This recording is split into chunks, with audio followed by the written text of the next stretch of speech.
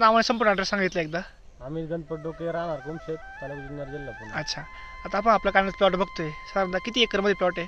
आमचा 1.5 एकर मध्ये प्लॉट आहे. 1.5 एकरमध्ये. हो. काय आहे थोडं प्लॉटची थोडा हिस्ट्री सांगा मला थोडीशी. प्लॉटची म्हणजे 15-16 तारखेला लागत आहे आपली, हां, नोव्हेंबरची. हा. नोव्हेंबरमध्ये तर 3 दिवसात लगेच पाऊस झाला. हां, त्यानंतर पूर्ण कांदे असे झोपले होते, थोडक्यात फार मेले होते. मेले होते. हे आपण बघतोच, हे बघा त्याचे दुष्परिणाम व्हायचे इथं. जास्त बऱ्यापैकी प्रमाणात आपल्याला गॅप पडलेला आहे, बरोबर आहे.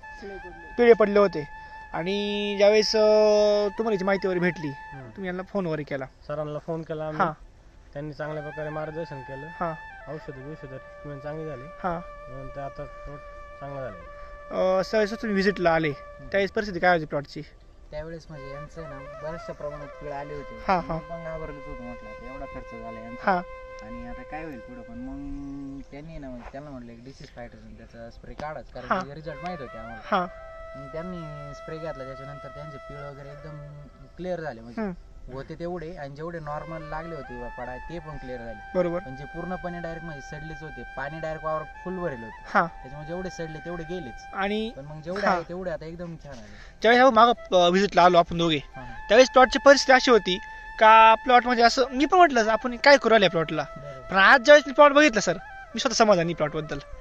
म्हणजे प्लॉट आज पूर्ण हिरवळला आहे. हिरवाळ्यांचा हां, आणि खाली धान जर बघितलं याचा, एकदम जबरदस्त धान झाला तयार आहे बघा. पण अंगठ्यावर धान झाला तयार, अंगठ्यावर जास्त मोठा धान तयार झालाय.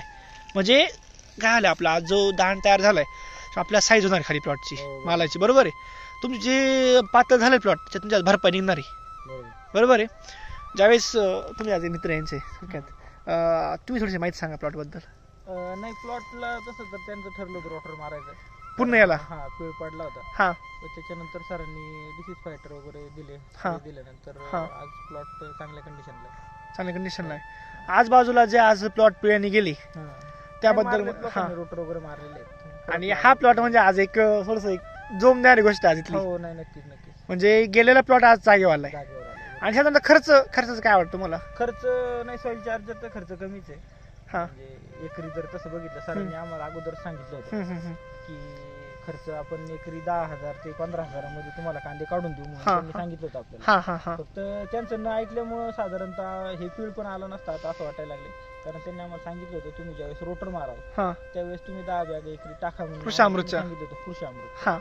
पण त्यावेळेस नाही टाकल्या गेल्या आणि आज असं थोडंसं तुम्ही दुर्लक्ष केलं. दुर्लक्ष केलं. तेच तुम्हाला आज थोडंसं कुठेतरी खंत वाटते त्या गोष्टीची. ते जर टाकल्या असत्या तर कदाचित हे नुकसान नसतं झालं असं वाटतंय. अच्छा, म्हणजे तुम्हाला तुम्ही चूक कळली. कळले. तुम्ही कृषी अमृत टाकलं असतं तर तुम्हाला हे गरज नसती पडली या गोष्टीची, बरोबर आहे. तुम्ही याची कधीपासून यूज करता तुम्ही टेक्नॉलॉजी आपली? नाही, 6 महिने झाले.